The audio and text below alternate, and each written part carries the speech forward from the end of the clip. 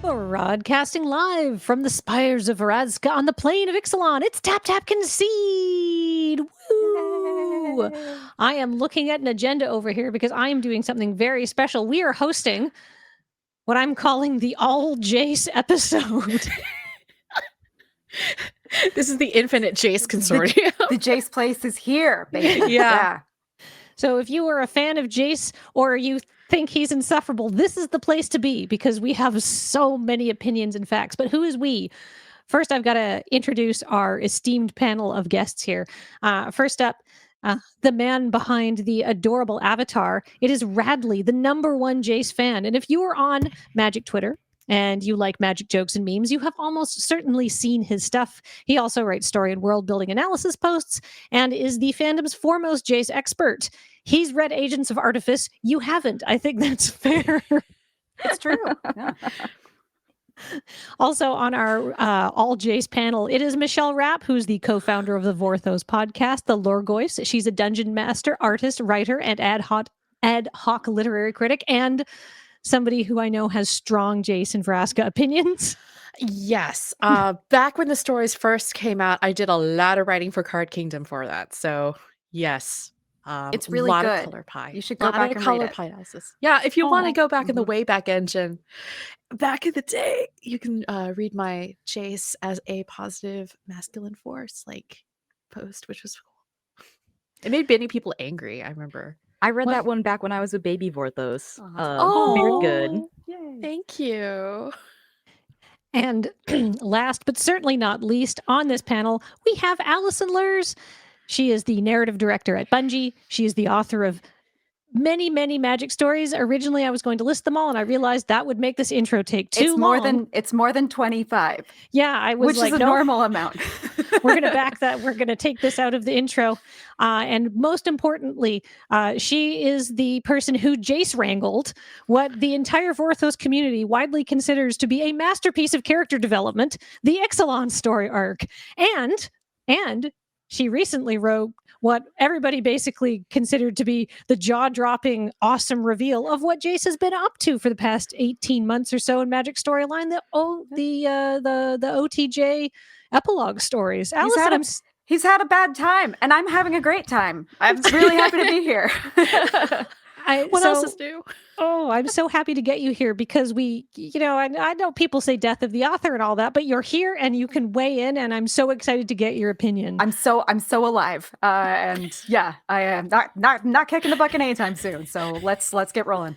Yay, I'm so excited. And also I want to mention that Paul is running tech for this, and I'm your host, but mostly just moderator today, Kathleen. I just like talking about stories. I'm a big fan of Jace because I've read these stories, and if you don't know why most of the Vorthos community is like, Jace! And most of the other people are like, this is why. We're going to explain this.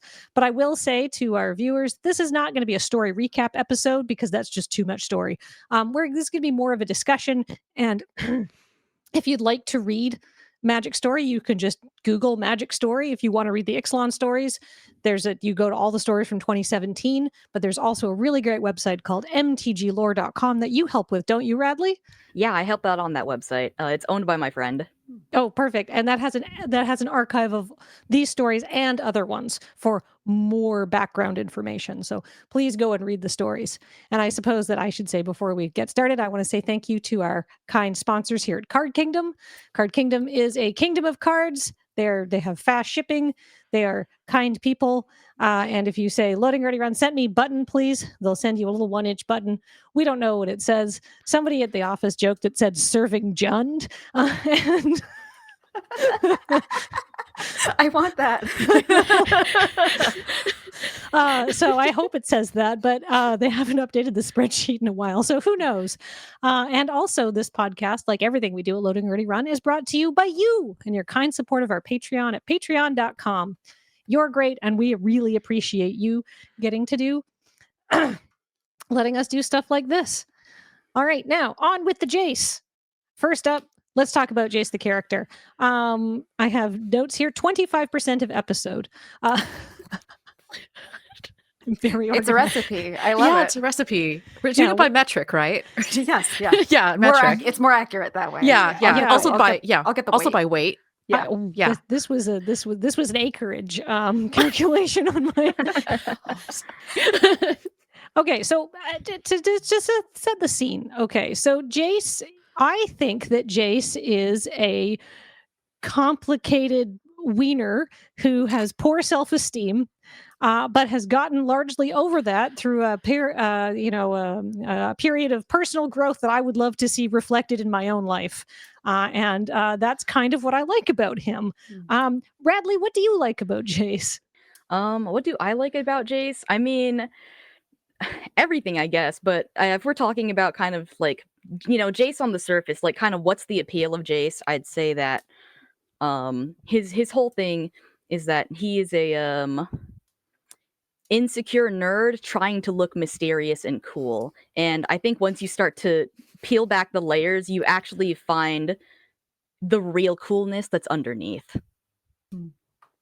And Michelle, what do you like about Jace? I love Jace because, well, he is a scrawny nerd, and that is my Not type. anymore. Not anymore. Now he's a scrawny nerd with lots of bits and things. And I was joking now. He got rid of those. But I really love, from a color pie perspective, just how positive he and like it just epitomizes that particular color. Blue is often associated with people being incredibly sarcastic, cynical, obsessed with machines and robots, and just generally unpleasant, a smarter than thou attitude that is very much encouraged by a lot of flavor text. But, we also have this other side of Blue that's extremely sweet and curious and empathetic. And I really love that we have someone who represents this aspect of Blue that we don't really get to see often. So, and I think it's really interesting to now, but if you ask some of the Jace haters out there, because there was some reaction when Jace came back in the epilogues, that a lot of people like, oh, he's boring, he's overused, he's bland, he's white bread, he's got somebody. I will not name any names. I would have blacked out the names in these screenshots to protect the innocent and the uninformed. But, he's got the flavor of flour, like that kind of thing, which is not true. But unless you've read the stories, it sometimes can come across that he can be a little bit like generic male protagonist. And I will say that he is very powerful. And over all of these years, he's been the face of the game. And definitely there is in a marketing demographic sense, he is, designed to appeal to a certain demographic of people who may or may not play Magic the Gathering, right? And sort of represents, I think, what people consider to be sort of an old version of the Magic player. Maybe you have like a teenage boy or, somebody who's less confident and outgoing, but likes puzzles and curiosities, and they would be able to identify with Jace, but they want him to seem cool. And I feel like there's a little bit of this old image that's still hanging around. Yeah. I think it was a Ristic Study did a fantastic YouTube short about this a long time ago, about how much damage, just like how overpowered Jace the Mind Sculptor was as a card, that it sort of took over the persona of the actual character itself. That because of the impact that had, like just on players as a whole, suddenly that kind of warped how his perception was seen as a person. I remember when I first came onto Magic Story and was writing Jace for the first time, like way back in like Amonkhet, like back then, it was very tempting to write Jace as a jerk. He has jerk powers of like being able to read people's minds and manipulate them. He's cool and detached. Like as an author, it was really tempting at the time. And I even wrote like Nissa throwing him across like a competitive field, like literally picking him up and tossing him, because it was just so easy to want to write him that way and to want to treat him that way. But again, like that's a very surface reading of the character and not really like ingesting the rest of his text, right? Because as those two of us here who have read Agents of Artifice know, there's a lot going on I've there. also read Agents of Artifice. As all right, three of us here. Wow. There's a lot going on under the surface. Taking away from this podcast, I need to read Agents of Artifice. But You do. Yes. It's Oh. so important. Yeah, it's very important actually It's to really good. understand. It's like I'll yeah, put it on my anyway. pile of things to do. But one of the things that I want to talk about a little bit is that, we have Jace, the main character ideal Mhm. that you said that is easy to fall into. And Ristic Yeah. Studies talked a little bit about influence sort of by the card and sort of the flavor text that's on some of the Jace cards, which are maybe, attributed to Jace, but aren't really like Mhm. Jace. It's just, Right. we needed a blue mage quote to put here. And it wasn't a lot of like character building thought put into it. So we Mhm. can't treat it as canon. But then there was a revamp. There was a conscious decision to revamp Jace. Mhm. And I would love for you to talk to that, Alison. Yeah. So it involves sharing a little bit of a like peek behind the curtain of what was going on in 2017. So I had been brought onto the Magic creative team. I used to be a community manager and show that I could do some writing, and so I got a chance to like scoot over on. And the Magic story team at the time was me and 2 other people, and because of various reasons, it whittled down, and it was just me who was left for Ixalan.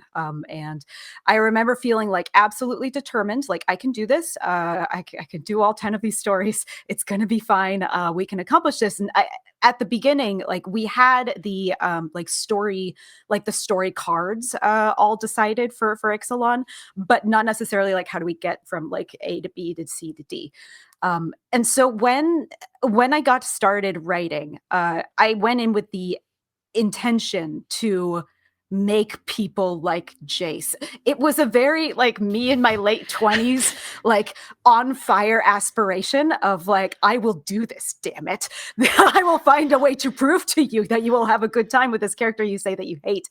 And which is a very silly and fun ambition. So the way that I went about it was beginning from what are the assumptions that our players have about Jace? What are the assumptions that I have about Jace as a character? And that means listing out the good and the bad at the same time. And so I remember like looking at this whiteboard and kind of figuring out like, okay, here's the qualities that I want to subvert or the ones that I want to challenge as best as I can, as well as the ones that I knew were already there that needed to stay there in order for this to still feel like Jace, both the good and the bad. And so the intention of like going into this wasn't so much to invent a wholly new person, but to rather kind of reveal who was already there and put him in a situation where all of those good qualities that we've been talking about are like front and center and impossible to ignore. And Paul's just brought up the art for Jace Castaway, which I believe I was there before I got started too. Oh. I remember looking at. Ooh. Okay, this is another. Yeah, I remember looking at this art for the first time on the concept wall and asking one of our art directors, like, was it supposed to look like a romance novel cover? And the answer was like, not necessarily. And so me and my psycho brain was just like, so it's a romance, right? And that hadn't happened before in Magic. Like Magic didn't write romance stories, but still, I wanted to make sure that we were using all the inspiration that we had available. And when I saw that picture, like that said one thing to me. Stupid, sexy Jace. Stupid, sexy Jace. Why not lean into that? Him and Soren Markov, right? I mean, yes, like, yeah. it just there needs to be look, WotC, Secret Lair romance cover like pictures. I need like him and Vraska like together in like an embrace. Me too. Yeah. I'd buy so many. When I first got started, I remember telling a couple of people that, hey, surprise, it's a romance. And no one told me no. So I didn't stop. But it's the best kind of like, it's so good. So basically what you've got a situation where you're in a position where you have some story beats you're going to try to hit because you've got these cards. You need to show what's happening on these cards. You've got some vague points to visit along the way, but you don't really have a clear end point in mind other than I want Jace to fundamentally change and become a likable character. Yes. Yeah. So that's exactly it. Knowing that we wanted to end up in a place where both him and Vraska in the end are aspirational characters that you want to spend time with. Oh, so good. What a good idea to make your characters that you're asking people to identify with complicated and interesting. Go figure. Yeah, it's great that you basically just almost in a very blue way, just dissected Jace down to his parts. You broke him down and then you built him back up. I'm more blue than I'm willing to admit. Well, blue is the color of organization of information, and I think that you need to do a lot of that if you're going to be a writer. It does require a lot of that. Yeah. So when you went into this is the process. Is it always decided that Jace would have amnesia, or where you're like, I know exactly how to reset the slate? So I've got the cards framed above my desk. The ones that were there were Ixalan's binding, which is like Jace is trapped on the island. And Vraska's command, which is like, oh, she's here to save the day. She's like turning all these vampires into stone. It's really fun. And then there was River's rebuke, which is the belligerent gets tossed into the water. Next up was the thematic compass. But really, like the only ones that involved like Jace and Vraska were the one where Jace is tumbling over the side of the waterfall, Flood of Recollection where he gets his memories back, and then Induced Amnesia where he takes them away from Vraska. And so the circumstances of each of those was not really like set in stone when I got those. It was like, okay, you got to make this art make sense. Like what's going on here? There was an idea for like what the story was going to do. But once I was in charge of writing the actual story, of figuring out like, okay, how do we get from between all of these? It's kind of like writing a jukebox musical, if you know what those are. Like it's the kind of musical where it's like, it's all ABBA songs and they have to go in this order and we don't know how to make them all make sense together. It's like that. I love challenges like that. Yeah, it's fun. It's fun and hard at the same time. But knowing that those were like the foundational little blocks made it really clear for me, like, okay, that one assumption that we want to challenge, we can do that here. That other one that we want to challenge, we can make sure that falls at the very end of this sequence. So being able to like take the information that we had, divvy it up between the episodes in a way that like told the best story possible, and also just kind of like built up who this person was until you get to the very end where he gets to prove his character arc. So it's really, as someone who likes the way that things are assembled, I really like how this is put together from a character development thing. It all feels very logical and earned, and it works with his character. So let's just get into it. So the first, I have so many things because Jace alone, I have so many things highlighted from this one specifically, from this story, because this is Jace at his baseline. He has amnesia. He's waking up. And so the only thing Jace knows about himself at this point is what is really, truly internal to his character. So I do think I have some funny quotes I need to read because I like funny quotes. So this is Jace looking at his own stuff. He says, whoever this person was came from somewhere much colder, that was certain. The materials were heavy, built for rain. He remembered rain and brisk chill. The cloak was a bit much. It was not a gaudy thing per se, but its pattern belied any semblance of subtlety, which I think is a really funny thing for Jace to say about himself, because I know that cloak is really important to him. It is. He's really good at reading himself. Yeah. It's a very Memento moment, for sure, where he's like, I don't remember. Why do I have this scar? But it's really fun. I love the way you sort of tapped into. It's a weird thing to tie into this, but I've been watching the Netflix series Physical 100, which has a whole bunch of South Korean athletes, it's so good. Like just competing against each other. They have all different kinds of bodies, though, because obviously someone who does bodybuilding is not going to have the same body as someone who is a ballerina. So it's really cool to like have that acknowledgement of his physicality in this story. And that's what I liked about this story. It was so much about like what he needs to do like with his hands. I'm a backpacker. I like going out into the backcountry.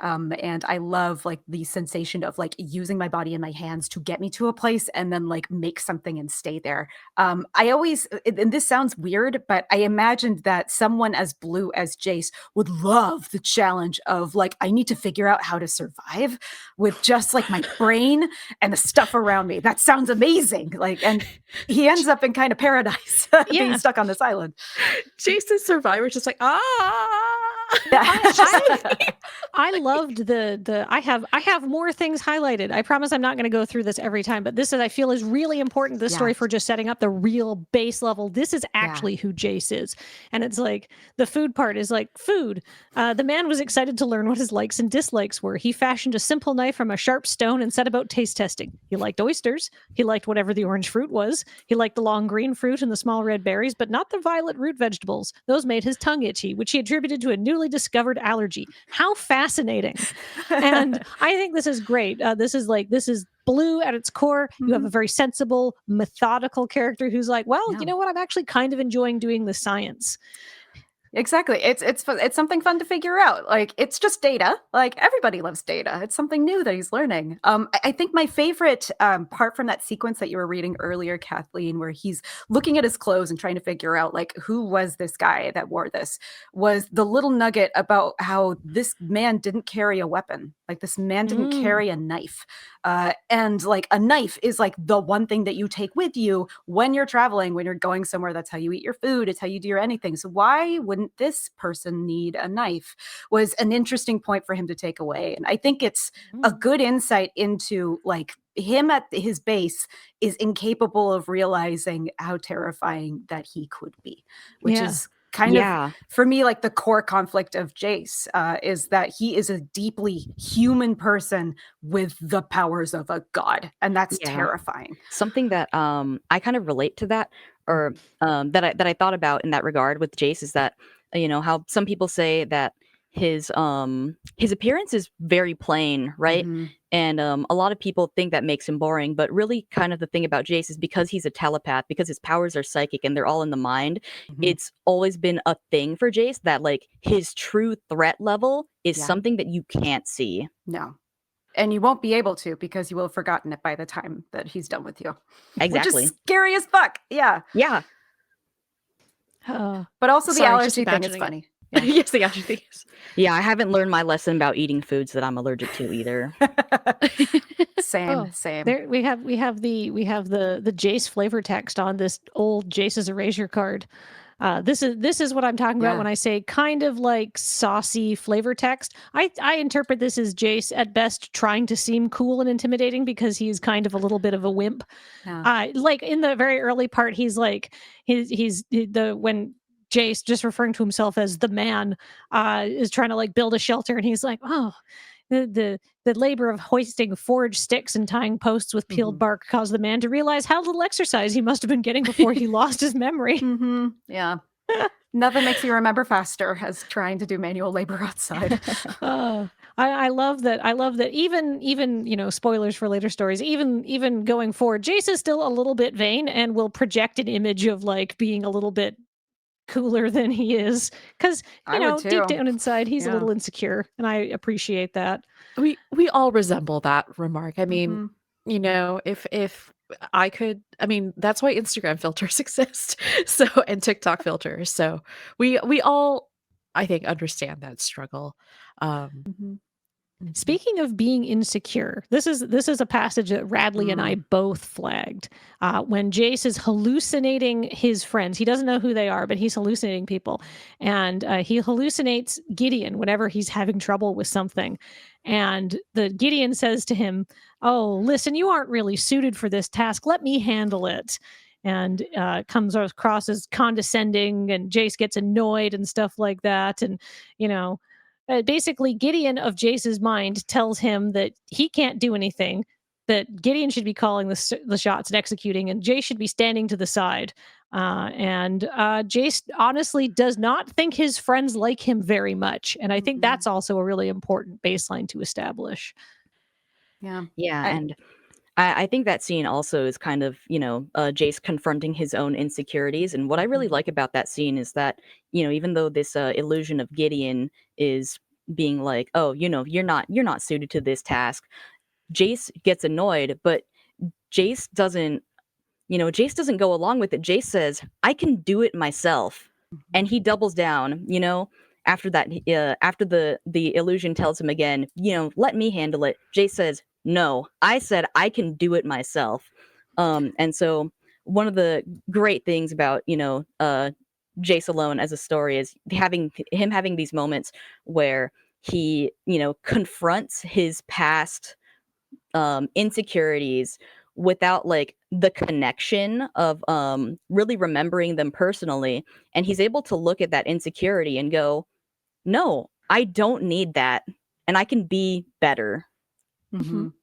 I love that you brought up this passage, because it really does kind of get at one of the other like kind of core recurring faults that he has as a person, which is that Jace is really good at getting in over his head, and he has a hard time asking for help. We see this again and again and again, and Gideon is a figure who is the help like personified. Like he is the most He's a cavalry. He's the most helpful guy on the planet, and so that's of course a source of envy for Jace and insecurity. Gideon always has his shit together. He will never not be okay. Maybe it would be easier if you can do it. Like, yeah, that's a source of insecurity. Like, of course I can do it myself. Like, let me prove it to me. Mm-hmm. All right, I'm desperately trying to keep this to a reasonable amount of time. So we have Jace. He's on the beach. He's insecure. He's a wiener, but he's confronting himself, and he's going forward, and he manages to get himself off what he dubs Useless Island, and then strands himself on a different island, where he is then found by Vraska. I love how Vraska describes him, because Jace has been doing his own thing for about 40 days, I think it said in the story.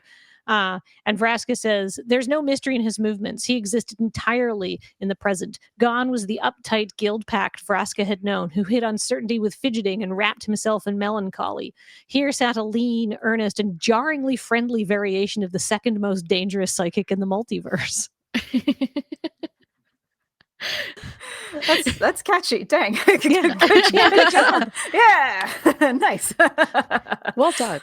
I love the phrase jarringly friendly. It's just like, yeah. God, jeez. God, you're nice. Fuck. What's going on? Yeah, the version of Jace that she had to meet had to be as opposite from him as possible. This was a big chunk of what the assumptions list was about. It was like, what do we assume about Jace when he meets a person? What do we assume about him when he meets an enemy? All of that had to be subverted because of the circumstance of how they met, but also like challenging what those expectations were for him. Yeah, I love their first meeting. It was easily the most fun part to write, other than the flood, and we'll get to that later. But like that notion of like ramming together the two tropes of enemies to lovers and amnesia at the same time is delicious. Tropes are powerful and good. They are. Yeah, tropes are shorthand. Tropes are just an easy way to communicate a lot of information. They don't have to all be bad.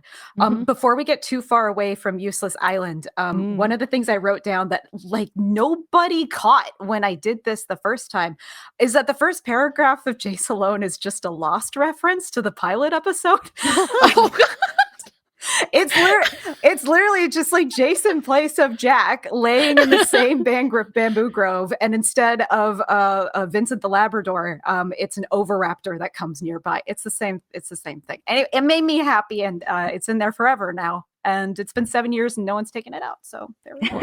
Well, now viewers, as we know. I've never seen Lost. So I've never seen Lost. We'll talk later. We'll talk after. Add that to my pile right after Agents of Artifice. So yeah, we have Jace. He meets the crew.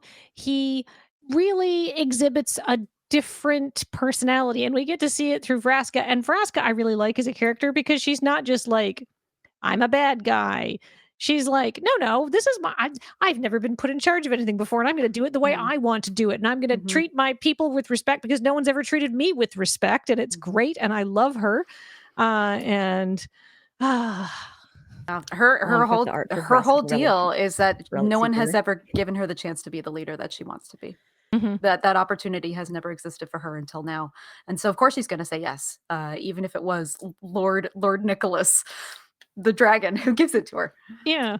And she does a good job, and she's really trying not to fall into the Yeah. tropes of what she's had to deal with in her previous trauma and stuff. And Mhm. you know what? She forms a lifelong bond with her crew. We still have Malcolm and Breeches to this day. We do. Ah. So did you make up the characters of Malcolm and Breeches basically for the story? Now they're cards. They're cards now. I know. Yeah. The entire crew. I got to make up, which was really fun. Oh my Uh, God. yeah, I'm just happy that Malcolm and Breeches are still around because they're just, They're around and they do sweeties. important things. Mhm, They've they done very important They things. have, yeah. Can I just say quickly, shout out to Quartermaster Amelia, who has been the third part of the trio, Yes. left out this Hell whole yeah. time. She still Hell hasn't yeah. gotten her first card. Malcolm and Breeches are both on their third, I think. And I Yeah. just want to say, Amelia's the captain of the Belligerent now. Vraska put Yeah. her in charge at the end of the story. She's a capable homie. I love her. She's wonderful. She was also very snarky and fun. Give it a read. She's great. I think though, just to tie it back to color theory just for a moment. Yeah, the first time we ever saw Vraska was as an assassin, basically just killing lots of very sus people on Ravnica in order to get Jace's attention. And now and I mean, that is kind of within the color like pie of like green, black. I mean, a Gorgon, we all kind of have that shorthand, as you mentioned earlier, of what we expect from her. But this we're seeing Golgari kind of turn on its head a little bit. And in some ways, I kind of almost see as an extension of like the Golgari Guild being the largest guild on Ravnica, being the place where the downtrodden and overlooked often end up. This is the guild that chooses to feed everyone. Don't ask what it is, but they choose to feed everyone. And I think that it's great to see that personified with Vraska in this situation in a different plane entirely.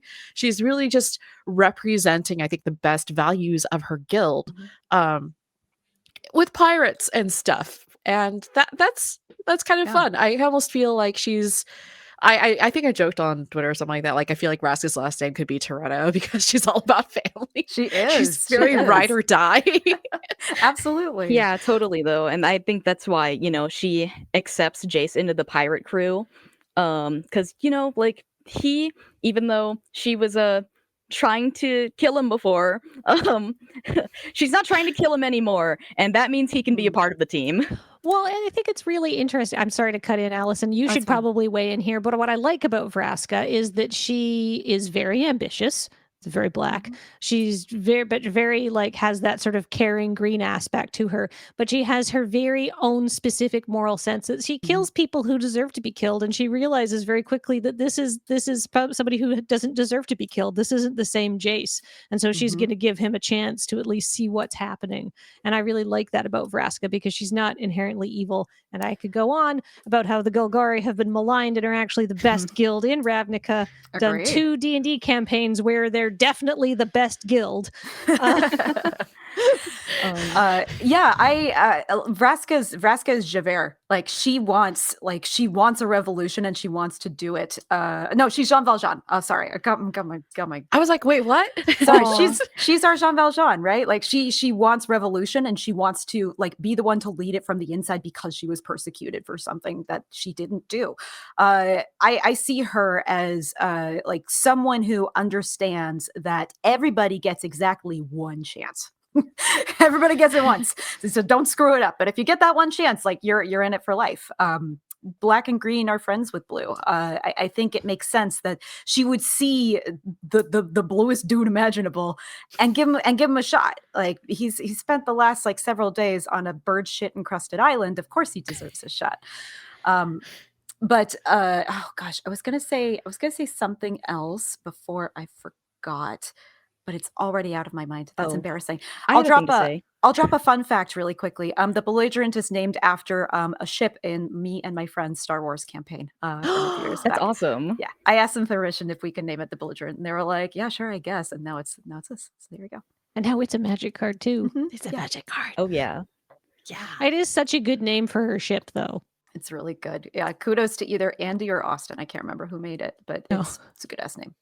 It gives you a real window into Vraska's frame of mind. Yes. Yeah, I love her. I think she's great. So Jace and Vraska get to do a thing where they realize they are not so different after all, and it is like the kind of writing that I'm like, I love this. And we get several like points where they do basically a meet cute. They get to know one another. Jace gets to hear Vraska's terrible backstory, which is really tragic and depressing. And they get to both realize that they are not ale and cards and plunder or whatever Breaches is screaming. They are deck and tea and staying home people. And they're both just homebodies in the end. I remembered what I was going to say earlier. One of the most fun parts about writing this Jace is that unlike original Jace, like who grew up on Vryn and had awful things happen to him, this Jace learned to be an illusionist first before he became a telepath. And I think that made a really big impact on who he was as a person, in that he didn't view himself as terrifying. He viewed himself as someone who could make magical things for other people to see. And you see him express his affection that way to Vraska several times, of demonstrating like, here's the city that you loved. Here's a way to protect your people. Here's these gifts that I want to give to you. And it's only when they get to like high and dry and around the other pirates that he's like, why is no one stopping talking ever? This is bad. This feels bad. I'm sorry. Did I read your mind on purpose? Oh my God, I'm so sorry. Yeah. I love it. He's like, Vraska, am I a telepath out loud? And she just thinks back to him. She's like, yes. Yeah, it's your worst quality. Yeah. Now this is something that I have, this is something I'm personally kind of interested in. How do you, like, obviously Jace just tries to be polite about it, but writing a telepathic character makes it very difficult to have hilarious miscommunications. You just have to have them get out there and say what they're thinking, which is great. Or it makes for way funnier unintended communication. I think more than once Jace has accidentally read someone's mind and did not mean to, and learned something that he was not supposed to learn that way, which is a fun device that you can play with as an author. I think here we have other people who know about his powers taking advantage of it from the other side, of being able to be like telepathically like, dog, please don't go in there, like fucking stop, or like, yes, you're right, you are a telepath, it's the worst, thanks. Yeah, I do love that he wouldn't realize he's a telepath because there's nothing else around for him to read. Nothing there to read. Yeah. If I can speak. So going back to what Alison said about Jace using his illusions to create these gifts for Vraska, creating the illusion of Ravnica with the snow falling, and it's beautiful, right? I think something that is also really good about Ixalan is Jace kind of reframing, his relationship to his telepathy. Something we were kind of talking about earlier with Vraska's like color alignment is, her green and black. And I think Vraska's kind of personal struggle is, her green side, like being seen as a monster for as a Gorgon, and people, making assumptions about her and telling her what she is, and her black side, which is, what she wants to be. And, she kind of fights between that because there's this leader that she wants to be, but to do that, she's not afraid of being a killer, and being seen that way is something that has, is something that has caused her to be mistreated in the past. So she really wrestles with that. And what I think is awesome is when Jace expresses his philosophy to her about how we're all just our choices, and you are whoever you want to be. And, the way you present yourself, that's you. And there's a scene where, in that same scene, kind of Jace is really terrified of his powers, remembering that he's a telepath now. And Jace says that stuff to Vraska about how we are our choices, after she asks him if he thinks he could forgive himself if he'd ever broken someone's mind or killed someone. And I think that's awesome that, there's this connection that's made between their color identities, where Vraska as a Golgari character really admires Jace's survival, and he as a blue character really admires her her ability to, make decisions for herself and to adapt and to grow. I'm so glad that came through. Yay. Yeah, I think that Vraska really appreciates that because she, she sees someone who's not going to judge her for what she's become. Mhm. He sees her for the, what she is doing now and the choices she's making. He says, our agency gives us the means to alter our own path. You are who you decide to be, and who you will become depends only on how you choose to adapt. Which has my notes here say very philosophical. Also, good job to Alison explaining this to the readers. Jace is different now because he chooses to be. Yes. Yeah. That's who he is. And like as the person before amnesia, that's the only way he knew how to survive in the world, was like, well, I don't know anything about me or what I do, and so it's up to me. Like, I get to choose. And once he learned how to like take hold of that, he was able to do incredible things. And that kind of ties into this the core like the core desire of Blue, which is perfection. Mhm. And I mean, we already see that with like his insecurities. He wants to be like Gideon. Mhm. He wants to be good enough to like have Liliana respect him and that sort of thing, which we'll touch on later, I'm sure, because Liliana, my guilty pleasure boss babe. But I think the pursuit of perfection comes hand in hand with the knowledge that your life will be in constant struggle trying to get there. It's a little bit like an asymptote. This is going to be very Blue of me, but there is a concept in geometry where there's an asymptote, like on a line on a graph, and and sometimes you'll just never reach it. It's just a value that the graph will never ever touch. You can get closer and closer, but you'll never get there. And there is a beauty in the struggle of getting ever closer, but knowing you're never quite going to reach it. You have to live with that knowledge. And I think that he approaches that idea with a sense of joy, because it means that there's never going to be a moment where he doesn't stop learning. Mhm. Anyway, Exactly. That's beautiful. I wrote that down for no reason. I'm just like, if I was a better math nerd, which I'm not, I would be able to give you a much more accurate Beautiful. I love geometry it. term. Geometry nerds, Jace get in would the know it. comments. Jace would know it. It's true. Jace would know. So- But yeah, it's a very it's that love of imperfection, and that strive for perfection. And I think that's what, and Radley definitely hit it on the head earlier. It's just that's what unites the two of them. This is why we get Sultai love. It's that mutual desire to get better, to get good. So we keep sort of mentioning the flood as a chapter that's coming up, and I think we should probably move on to that. Let's skip to it. The flood of my tears. Is there anything else we want to touch on before we get to the flood? Because that's a really important thing. We've done this wonderful thing where Jace has lost his memory and he's having a wonderful meet cute, essentially. Radley, what's up? I forgot to mention, I said, in the scene where he's talking to Vraska and he's expressing his philosophy and they're connecting over their, him learning her backstory and stuff. I think also something that's good is the story kind of acknowledging, not quite for the first time, but for the first time, like in a major way where it's really important that his telepathy scares people, right?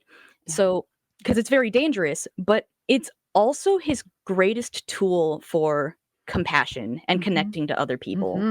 And so Jace getting to use that side is very good. I want to underline that like 12 times. I think that's the biggest misconception about Jace, is that he doesn't care about people. Like, he's a telepath. Why should he care about people? And you only think that because of Charles Xavier. That's it. Because exactly. Jace cares about people so much because he's a telepath. He can't not. He's inside of other people's minds all the time. Like, his innate drive, the thing that he does without even trying to, is to understand others. Like, why wouldn't that person be fascinated with others? Like, of course he loves memoirs. Exactly. Of course he loves people. He loves to read biographies. You even said that Vraska's like, really, biographies? And he's like, I'm interested in people. That's later. But yeah, it's great. That's a great character. All right, let's talk about sad things. So you should know about the Alison Lührs special. My favorite trick in the world is to trick people into reading or enjoying a tragedy. Outside of writing, I've been doing improv for forever. My main duo is just me and another woman, and our whole deal is beginning with a comedy and then like careening it into the dirt until you feel sad. And it's so much fun. I love it. It's my favorite trick. And so this entire like series of stories is just that, is beginning from like, yay, it's a pirate love story. And then just like absolutely cratering your feelings until you get to the absolute bottom. I love that. It's my favorite trick to do. And the flood was just like a wonderful opportunity to just like go like all out and like laying it out like evidence, like I'm a detective, of just like, look at this person, look at everything that happened to them that they didn't get a say in, and look at who they decided to be at the end. Like it's meant to be presented as evidence. I love seeing it from Vraska's point of view of her being like, man, this guy, oh my God. Yeah. This is like on par with all of the crap I've gone through. And exactly. She's part of the Vraska's not a device hugger. too. Yeah. I'm not a hugger. And she's like, no, this man needs a hug. And I really appreciate that moment. But can we just talk about how harrowing most of those scenes are? Liliana. Oh, Totally. My girl. Man, totally. I feel like Vraska in the flood, seeing all of the stuff that's happened in Jace's past is I think a good portion of the audience who hadn't read a lot of Jace's past before and going like, wait, he's gone through what? Exactly. Yeah. Vraska's part of the device here, right? Like she is the voice of the audience reading this. And so we're able to kind of like put ourselves into the viewpoint of the observer because she is there. Had this been like first person perspective, I don't think it would have communicated what it needed it to, which is like, I am witnessing a person, remember who they are. That's a different thing to communicate. It was really fun picking the worst of the worst. All credit goes to Kelly Diggs for helping to write the Liliana one. Both of us kind of did that in tag team. And the mutual goal was like, what's the worst that could happen between you and an ex, but you would still stay the night? Like that was the horrible line that we were trying to write and figure out. And in the end, he makes the choice to stay when he really shouldn't stay. And it's just even more like creepy and ooky and awful because there's someone who genuinely cares about him, who can see what this is from the outside.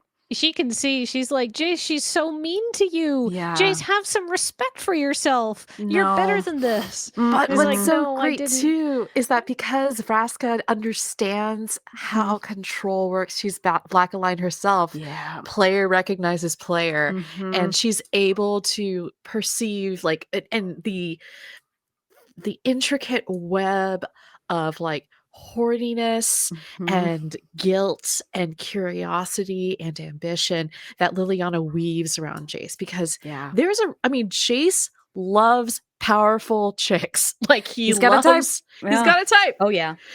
And Liliana is so, I think the other thing that people often forget about Liliana is that she is freaking ancient. Not super ancient, but she's been around the block so many times. She's seen it all.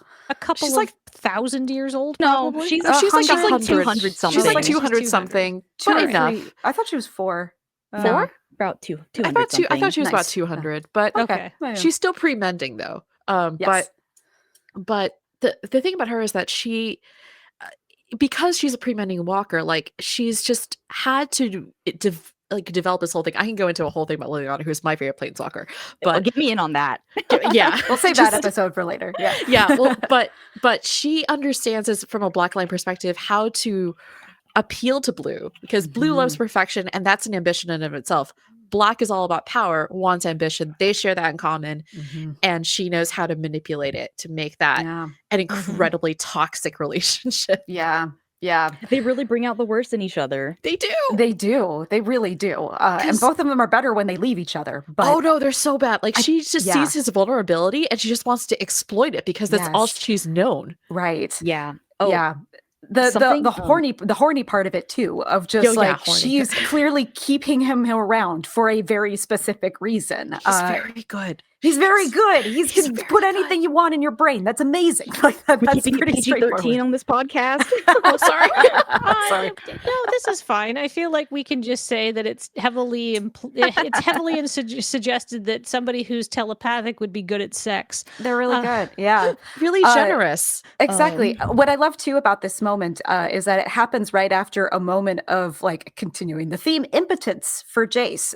He just like kind of got played by Emrakul, and it was this moment where he just kind of got shown up by an actual god. Aren't you small and pathetic? Look at you. You're a fun little toy. I'll play chess with you. Bye. And now he's like, well, what am I for? And so he goes back to his ex's house, and his ex tells him, you're for this. Like, that sucks. That sucks. Good grief. So we have Jace's, if you're sort of like, if you haven't read the story, at some point Jace gets a bonk on the head so he can have all of his old memories come back. And so we can combine old Jace with new Jace. And Jace can kind of move past his previous experiences and incorporate them to his new experiences and do what we love to call growth. So Alison, what do you want to speak to that a little bit? I remember, I'll talk about the experience after it was like all finished writing, and I was waiting to see how people would react. And between these episodes coming out, I remember the audience was so certain that he was going to go back to being an asshole, and that Jace and that Vraska was going to leave. Like that, everyone was convinced that that was going to be the ending. Just this most cynical way that it could end.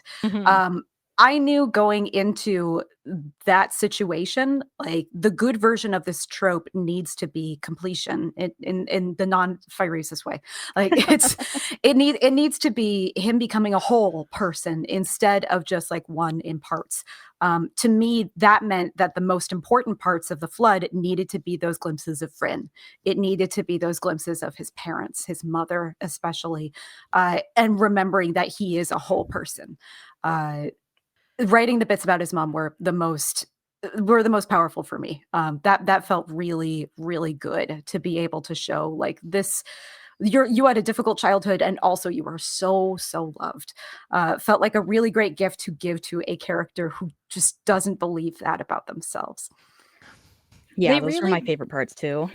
He really does not. He's really such a he's really internalized all of that childhood bullying because he was different and weird. And I feel like many people can really identify with being bullied as a kid for being different or weird or clever or funny or thinking you wanted to be funny and not actually being funny to other children.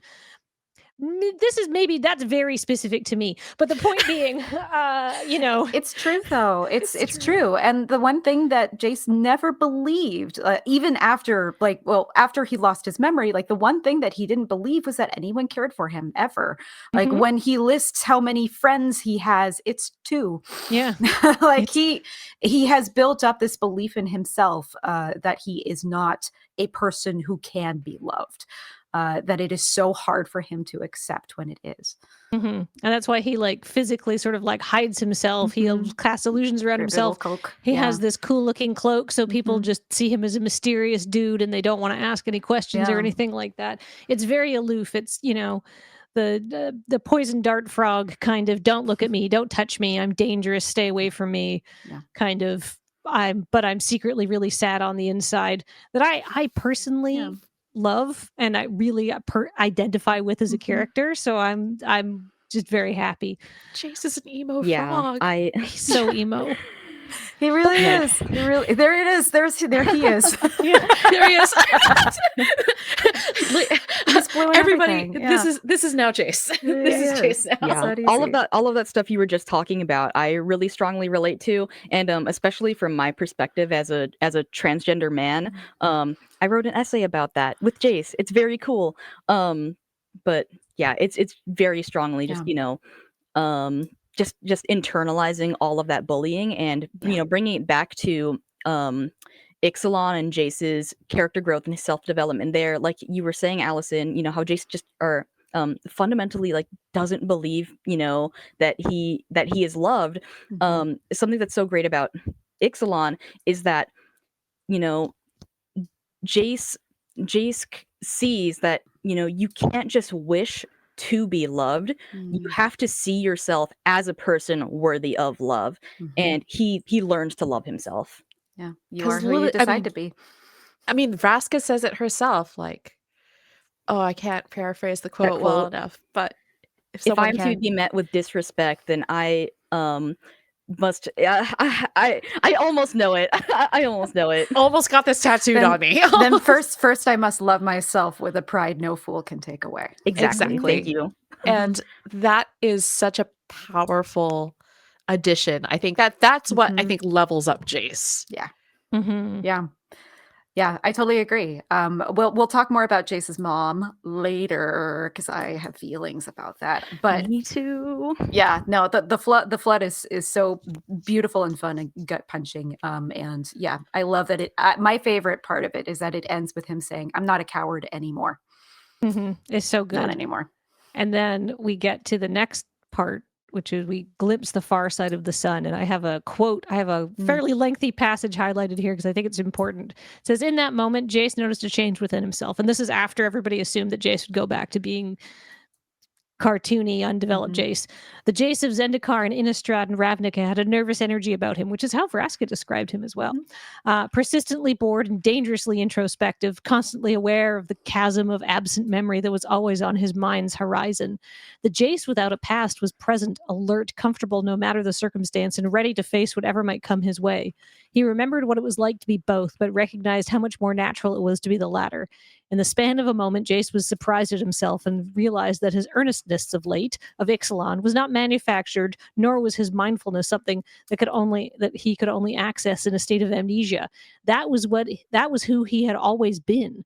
He had just forgotten. I also wrote this passage down in my notes. Yes. It's awesome. We're all just a sweet little kid. We're all Sorry. just a kid and we just forgot what it means. It's okay. Oh, It's I awesome. I need to Yeah. I need to follow this advice more often.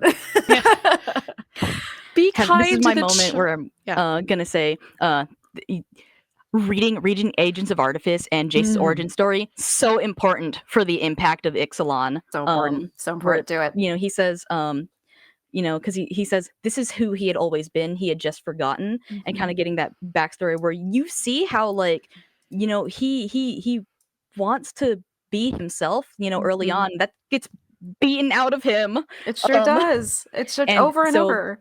Ixalan allowing him to come back to that is awesome.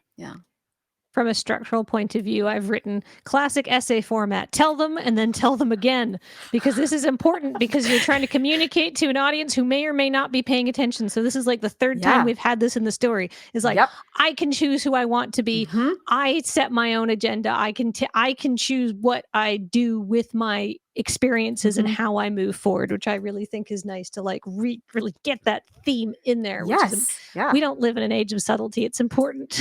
Hell no. Yeah. Why live in subtlety when you can make sure that people remember? It's so easy to forget that we have agency over our own lives and that we get to choose. Like what have each of us forgotten, you know? All right, team, we had a slight pause there because we talked so hard about Jace, we needed a biological break. So fluids had to get cycled. Not tears, other fluids. Moving on.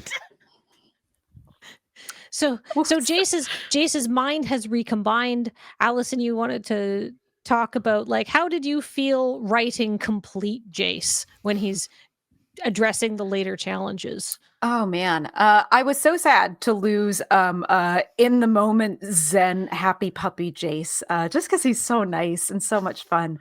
But figuring out how to like make the mature version of complete Jace was a good challenge, and it required going back to that assumptions board because now we had to figure out a way to take all of the assumptions about Jace with no memory and make them make sense with Jace complete. And that meant like looking at all of the things that we had subverted before and finding a way to make sure that they made sense in the new context of completed Jace 2. And so that's why I think the minutes after he gets all of his memories back are so critical and so important, because you can see him slip back into old Jace, like very, very early on in that conversation, with him saying to Vraska, I have so few friends, and like my memory's been fucked over so many times, and I remembered my mom, and my mom probably thinks I'm dead. All of that like is very much old Jace, falling into the like fucking like tornado of introspection that is him at any given moment. So finding a way to like take that tornado of introspection and like find a way to kind of clip it and make it a little bit shorter, so that we still get the growth that he just had and a little bit more of the like staying in the moment without losing what makes him recognizably him. So it's a tricky balance, but also not impossible. It is I will say from a character analysis point of view, that is a tightrope to walk, Yeah. where you have to, where you're like, well, what about we take all these things that people don't really like about him and we explain them and then we keep them, but we make them good. Like that's hard. Yeah. Yeah. It was a fun challenge. I was very insecure during the writing process for this, because I felt very like it was just me and Kelly for one story, and for another little bit here. A person that I really want to shout out is Greg Lubin. He was the editor throughout all of these stories, and he was such a massive help of being able to like pat me on the shoulder and go like, you're doing fine, like it's okay, you're gonna be all right getting through this. But yeah, there was it was a difficult task, and also I'm really happy with where it turned out. It set him up for a good rest of the story, I think. Excellent. So I would like you, because we have described earlier in the podcast, we have described what we think Jace is like. And we're like, we like him because he's kind of like an insecure wiener, but he's gotten over himself. So how would you describe Jace's character for the people who haven't like read this and stuff? What is Jace's true nature now that we've revealed it and defined it? I would describe him as someone who is too aware of how powerful he is. He is blessed with too much talent. And because of that, it has shaped every part of who he is and how he relates to others in the world. His insecurities and all of his faults, his unwillingness to ask for help, all of that comes from being burdened with knowing what he could do if he chose to. I think the burden of choice weighs really heavily on him. In fuzzier terms, he falls in the same like baby girl category of like a Kendall Roy or various other like very whiny but accomplished men. I think what makes Jace interesting is the fact that he has these like absolutely horrifying powers, but decides he wants to be the kind of person who loves people, and that innate conflict is deeply fascinating to me. It would be easy for him to be bad and to be selfish. So easy. We were just watching Gen V the other day on Amazon Prime, and sure enough, spoilers. Their telepath is evil. She's so mean. She's trying to like take advantage of people, and I find that so boring.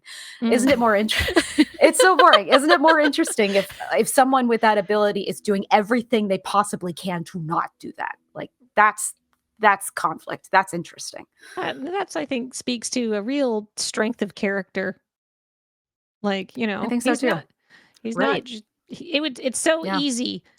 As from personal experience, as he says, it's so easy to be cruel. And he's been that guy before. Yes.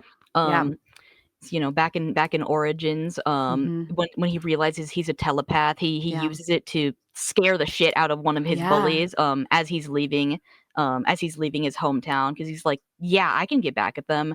And then in Agents of Artifice, when he has amnesia for the first time, he like really doesn't know how to use his powers. And he kind of uses it for some not so nice stuff.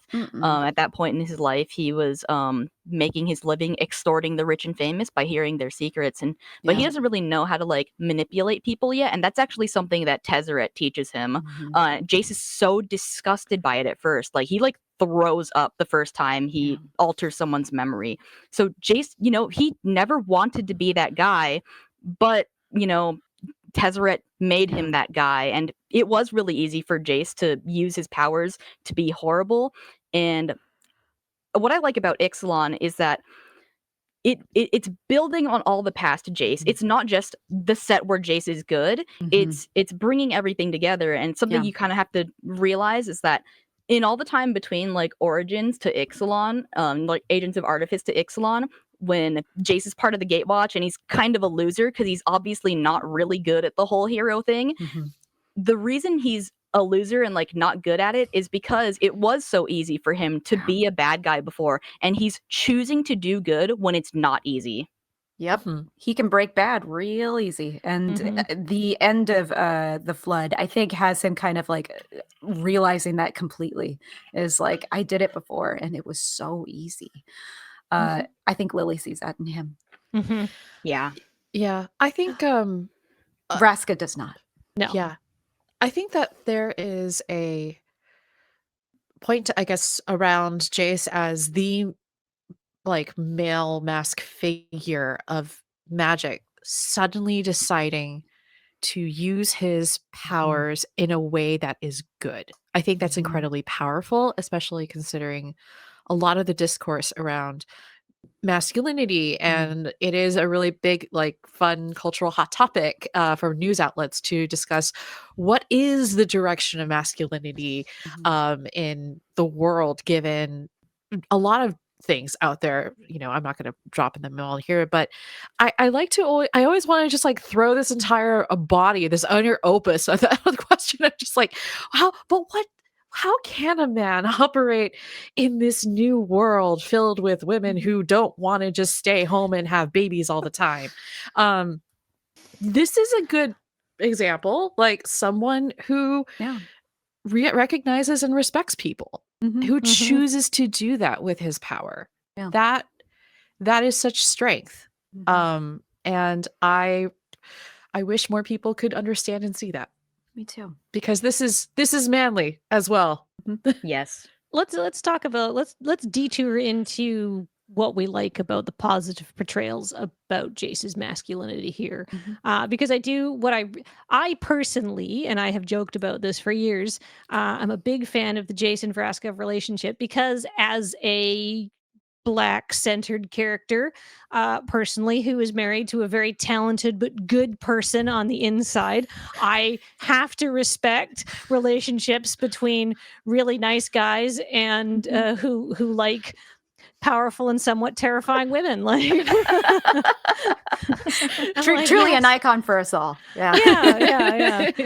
So like, I really just appreciate from like this kind of like dumb personal perspective, the fact that Jace is like, Jace is clearly into like women who know what they're doing and are strong and competent, and he doesn't find Vraska threatening. He wants to, they say multiple times, this could be a true partnership to feel supported and build and work together. And I really love how that is portrayed. Like, you don't have to be, you can be in a pair of equals. And I think that's such an important thing for any kind of relationship, regardless of what gender roles are at play, is that it's a partnership between equals. Yeah. And so much of, I think, toxic masculinity certainly assumes a dominance that is not inherently natural or appropriate. But you know, that, and then I will just now step off of my little they're like modern intersectional feminist box and just sit over here now so we can return to lore. I don't know. I like Jace's brand of masculinity. He's competent, and he's cool, and he's super talented, and he is very powerful, and he's confident in himself after this. Like, he's very he comes out of this as he's confident, which I love about him. But he's still like, call her by her proper title, Azor, you jerk. I really love that aspect of Jace's character development in Ixalan, especially the way I can really strongly relate to it as a transgender man, because, you know, obviously, finding my own masculinity is something that I have, you know, struggled with. Like what does it mean for me, you know, to, you know, be choosing this identity and to make it my own. And with all the examples that are out there in the world, I really like the way that it's written for Jace, where, you know, he struggles with the same thing, where, you know, like on Useless Island, his you know, hallucinations are telling him that, you know, he's not suited for this kind of stuff. And Jace's big thing, you know, on Ixalan is that, you know, he gets muscles that are real. He does masculine stuff. He works on a pirate ship and he's like a survival guy and stuff. But so he's finding joy in all this masculine stuff, and the way he views it though is this makes me a better person and it made me happy, right? People make me happy. Yes. And self-discovery makes him happy. And that's lovely. I hope that I think it's amazing, Radley, that you have taken so much inspiration from this really cool character, and that's great. I hope more people out there are like you. Oh, thanks. But I'm his number one fan. Oh no, I mean, I'm not saying that they need to usurp you. I'm just saying They couldn't anyway. You couldn't. Impossible. You are the asymptote. You're the asymptote. No curve, no line can truly cross. Unfortunately, we have to move on from happy, organized, well. So basically, at the end of the Ixalan story, it comes across that there's a powerful manipulation that's happening, and the only way to get around it is that Jace and Vraska are going to have to basically erase it's Vraska's idea, because Vraska is nothing if not practical and ruthless, which is very green-black. Here is the goal. If I am to succeed, then I am willing to do what it takes. And Jace is like, I don't want to erase your memory. She's like, yeah, but I know you can do it. And I trust you. So go for it. Right. Love the trust that's built up between the two of them. But so they erase Vraska's memory so they can go back and they can trick Nicol Bolas, and there's a whole reveal, and it's all very romantic and stuff like that. And then a lot of things happen. So Alison, do you want to just kind of give us the whole quick sum up there, and we can get into the epilogues? So sum up everything in between those two. That's 7 years. You need to do it Animaniac style too. Just like, oh man. Okay. No. Yeah. So I can help if you need. Yeah. No, I think I got this. Okay. So their plan fails. Whoopsie doodle. It doesn't really go anywhere. Both of them end up separated for a while. Various different books come out and things happen. And eventually they're both getting back together. They are reconnecting in a very gentle way. And kind of refiguring out where they stand with each other. Vraska was able to claw her memories back on her own. Which is really cool and fucking badass and must have hurt like crazy. And Jace, on the other hand, was off playing hero, trying to figure out how to stop the Phyrexian War from happening in the first place. And so when we get to the epilogues, poor Vraska has basically started to turn. Jace has also started to turn. Both of them are in a really bad place. There's that moment where Vraska stabs him and turns him into gets him all coated in oil and all that stuff. It's sad. It's sad. But most importantly, they both separate, go their separate ways. So when we get to the end of March of the Machines, we get to see the epilogue with not the epilogue, the side story with Vraska, where she is dying on the roof. She just got zapped with Rel's device that boiled all of the oil inside of her. She's super duper dying. And in her super duper dying state, she sees a vision of Jace coming to visit her. What she doesn't know at that moment is that actually happened.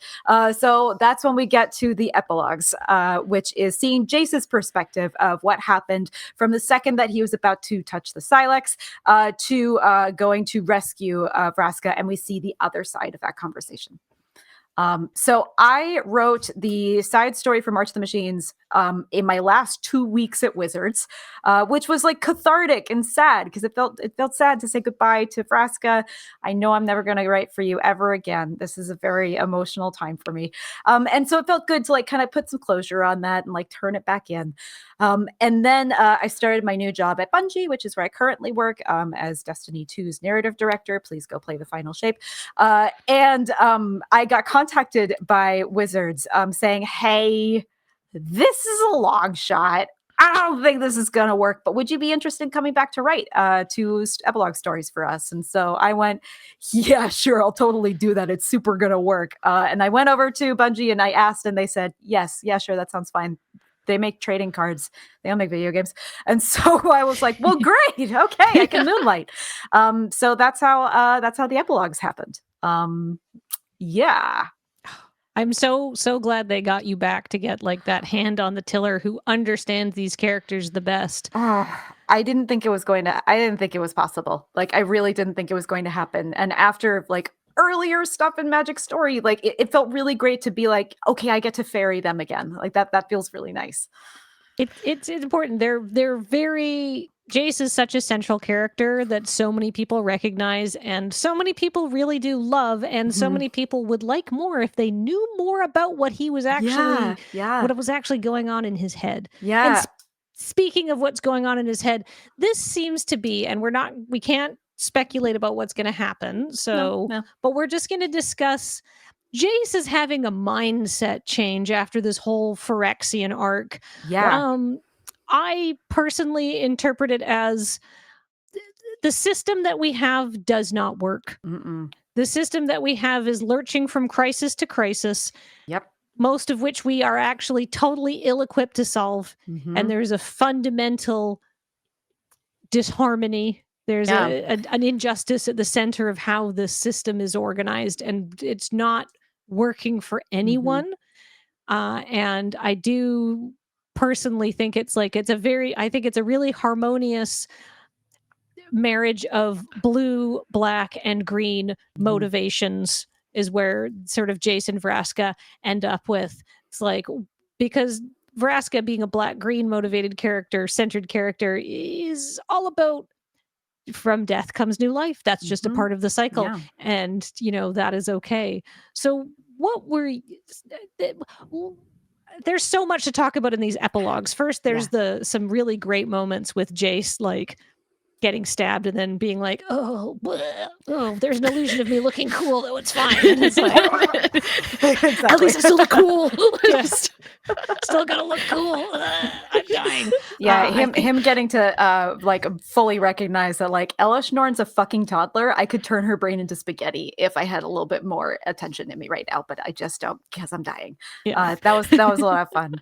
To speak to like the general themes that you're talking about right now, I think that's absolutely correct. Like as his mom says, like the wars just keep coming. Like you've been fighting in wars since you were a kid and they're never going to stop. And there's no point in trying to stop them because there's just always going to be another one.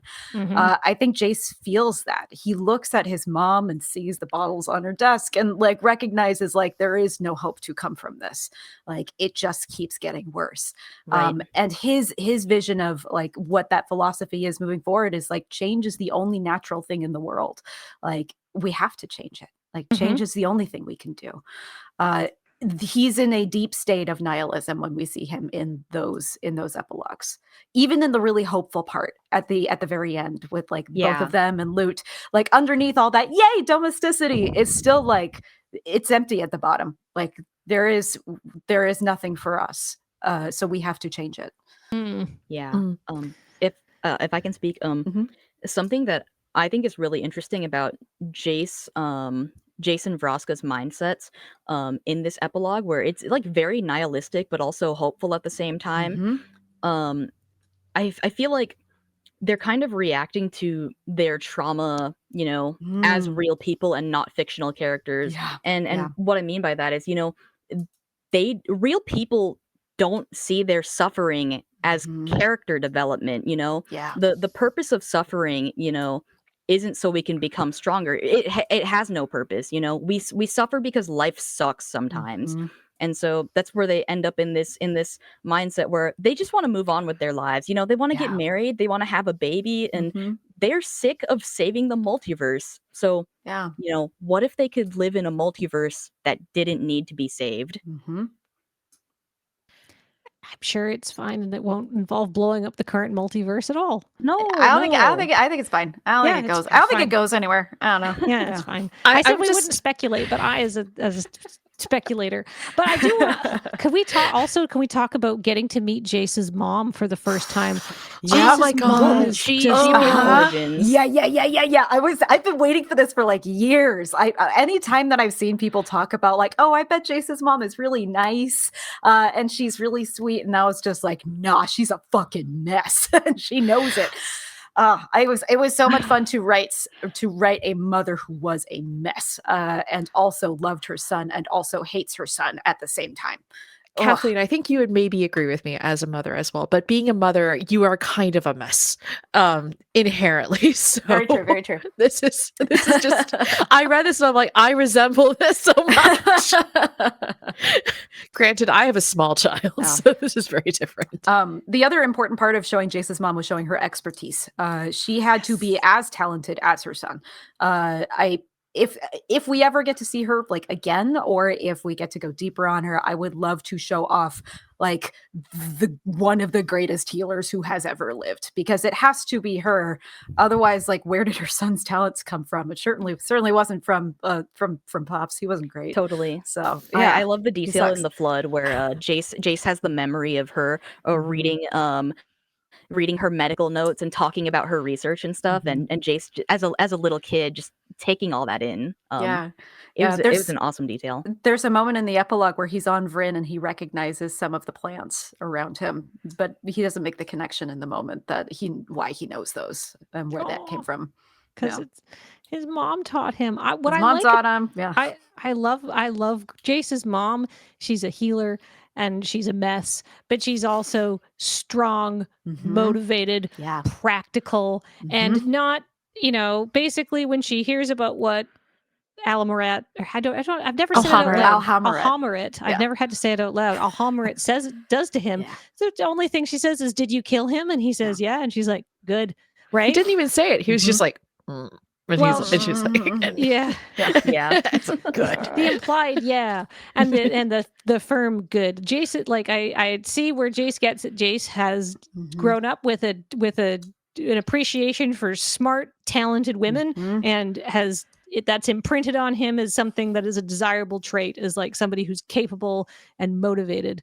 And I love that as just I feel so bad for her. I can't imagine how painful it must be to learn that your dead son is alive. Like there's joy that comes in that, but there's also like, you could have come back like years before and you didn't. Yeah. There's a grief that also comes with realizing that it's like you're grieving, but you're grieving again for because you just feel sad for this person that you've become as a result of this tragedy.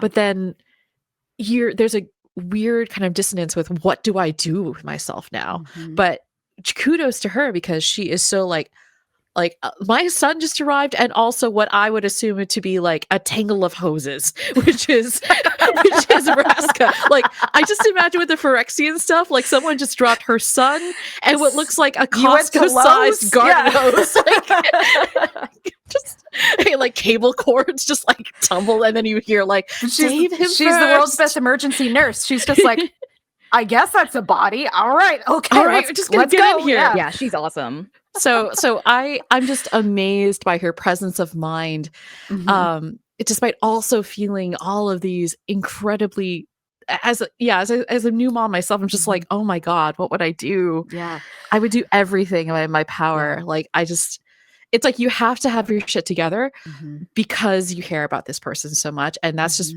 who she is. She's just she needs to get it together because she loves them. Yeah. I also want to flag the pewter story.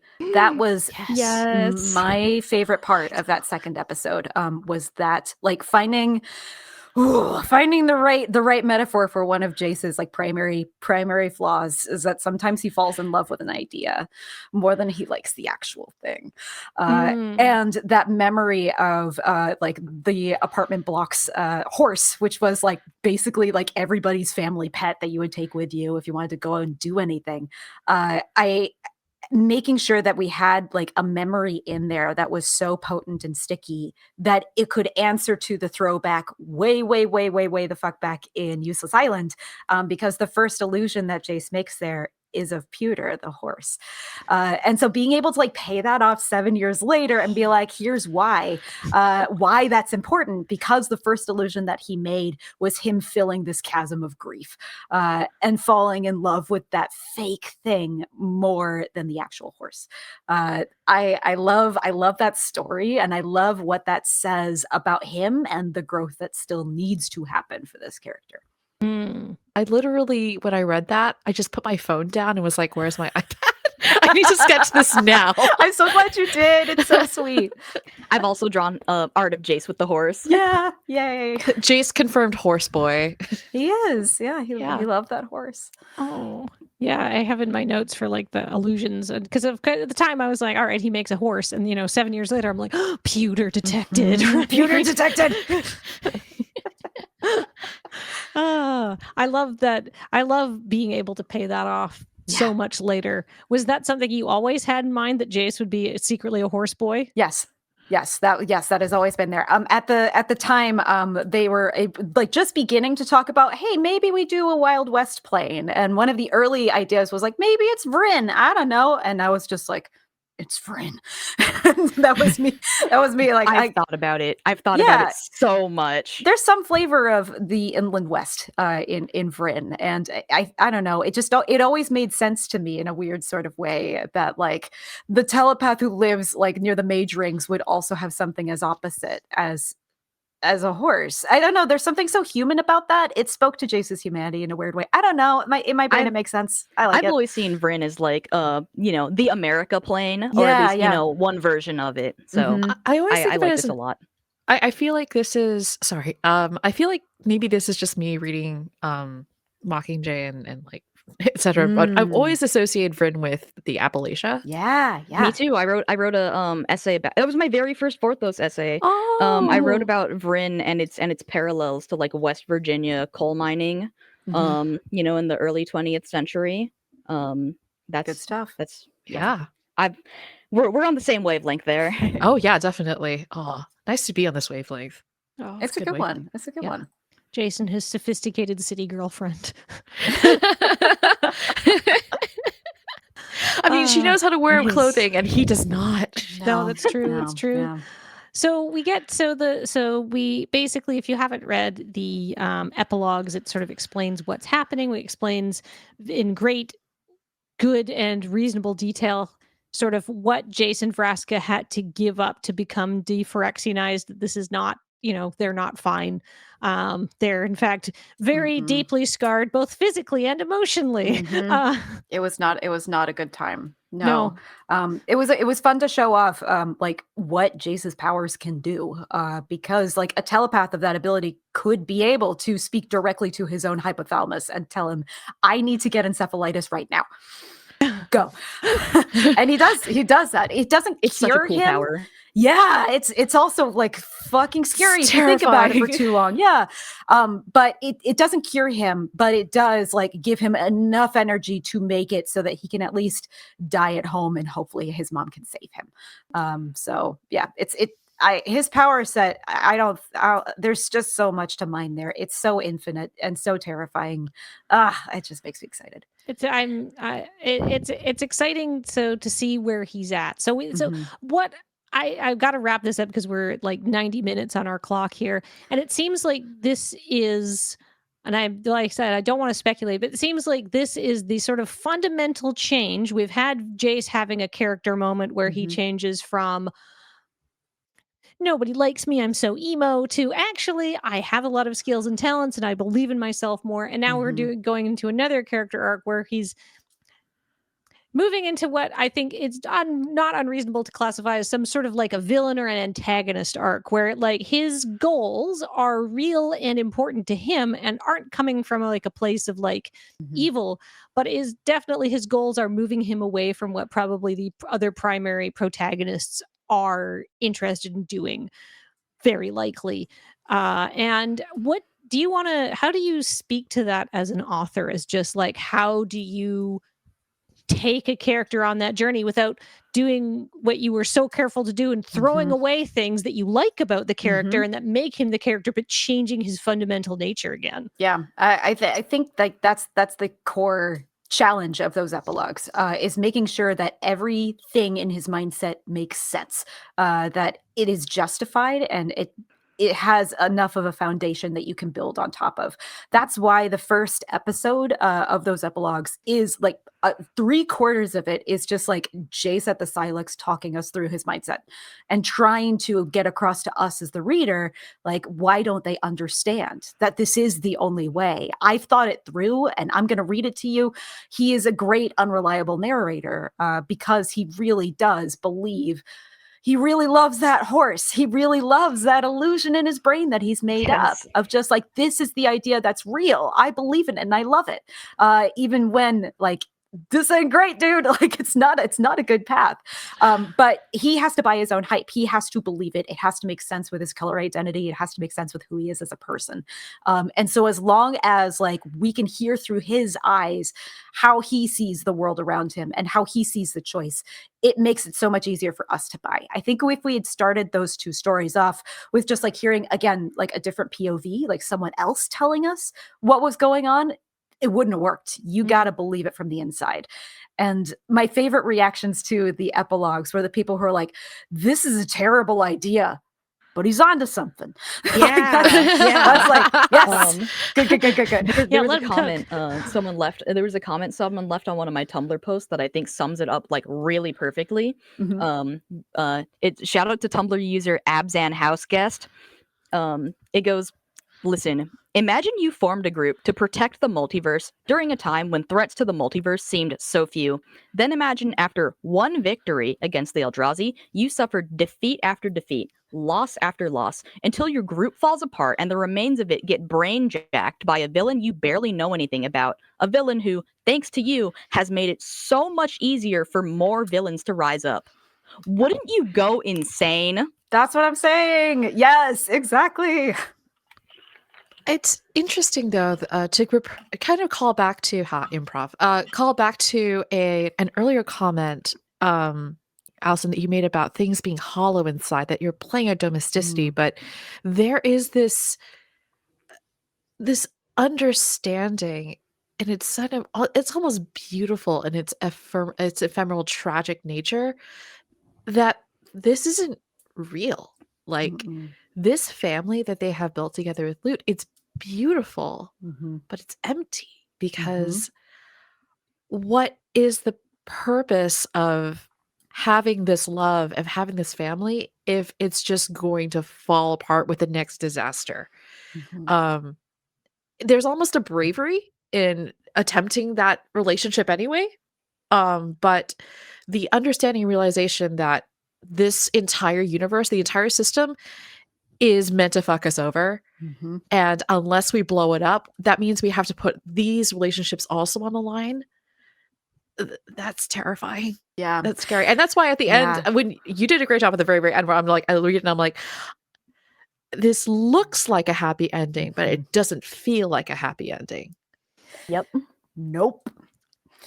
Well, who knows what happens next though? Yeah. Like they even went to like get Thai food, and I was like, they got Thai food. It's in the notes. Thai and Cambodian food. They went to go get Cambodian. Yeah, they want to get Cambodian food. I love that. I love that. And now they have Cambodian coffee, and I was like, you know what? Thank you. My family is from Thailand and Cambodia, so yay! Nice. Yeah, I was hell yeah. So yeah, it's just like it makes sense though, because like coffee, but it's an equatorial crop. Yeah, like it makes sense that it would make cream. Like it's delicious grow. Iced coffee. But no, that hollowness is intentional. Because like we're I don't want to speak too much, but like that's the core problem of an illusionist, right? Is that you can make whatever you want, but like what's at the center? Yep. Yeah. So I don't know what the other planeswalkers are going to do with that. But there's so few of them now. So how will they even be stopped reasonably? It's probably fine. It's probably fine. Before we go, I want to just wrap up by saying, coffee is equatorial. How the hell does it grow on Ravnica? I think Ravnicans are drinking something else. I have thoughts about this. I but I also we have don't thoughts have about this. I also have thoughts, but I don't think we have time to talk about we don't. bioengineering of But I'm just Ravnica. gonna that's just, Bioengineering and black comments. market imports. Yeah. Yeah. Put it in the comments. Tell us what you think in the comments in the YouTube comments below about if Ravnicans are just drinking mushrooms they tell themselves are coffee beans. Probably the low grade stuff. It doesn't matter. It's chaga. It's good. I do want to point. I do want to say, as since we have the author here, what would you say Jace's mindset? What's his character? Give me the Cole's tasting notes of Jason Vraska's character going forward. So when we read Jason Vraska's character, what are we looking for? How are they expressing? What are they, so when people can have some media literacy when they're going in and following on. Okay. This is hard to do without like future telling or anything. So we'll just talk about where they're at right now. I think Vraska is Vraska. So she loves the concept of revolution. She loves the idea of shaking everything up. I think she and Jace share the same problem in that both of them fall in love with illusions rather than the actual things sometimes. Both of them have a hard time looking at what can we actually change and what can't we.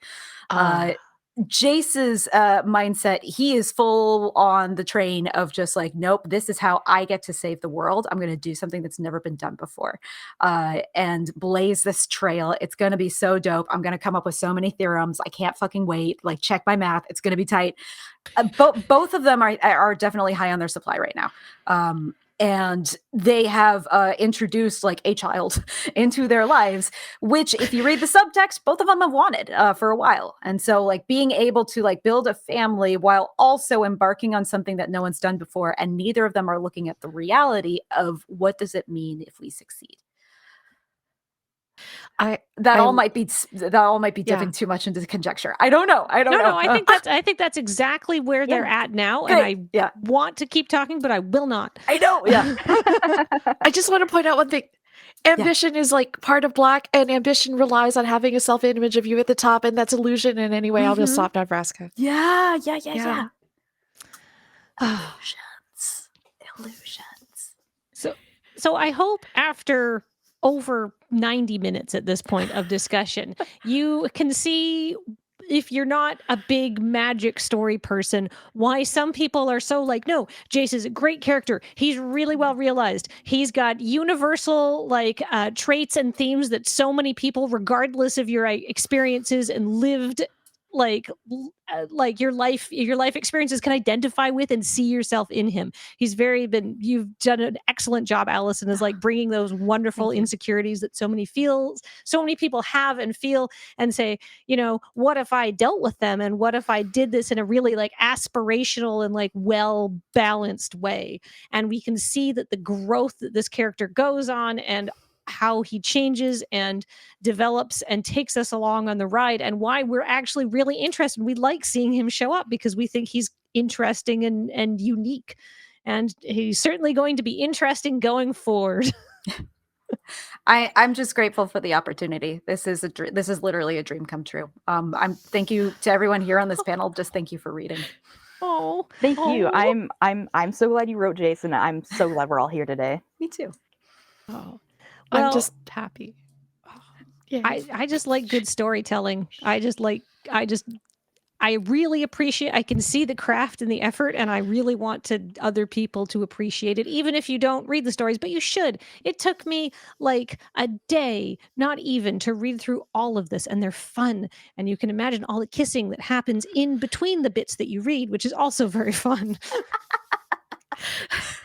There's not enough AO3 out there in terms of Magic the Gathering lore. As someone who does write Magic fan fiction, there really needs to be more. There's a lot out there. Should be more. Go for it. There should be more, kiddos. Yeah. So before we wrap up, I want to say thank you to the whole panel. And if you're really excited and interesting, and we've sparked your imagination, and you want to follow our guests, Alison, where can we find you online? Yeah, you can find me at Alison the Person on Twitter. You can also pre-order the final shape right now. I was one of the co-narrative directors for Destiny 2 working on the final shape. Please go play it. Yeah, thanks. I am so excited to have a discussion with you once that comes out about what's going on with the Destiny story, which we can't talk about here, and I really want to, but we'll do it later. I got you. It's all good. Radley, where can we find you online?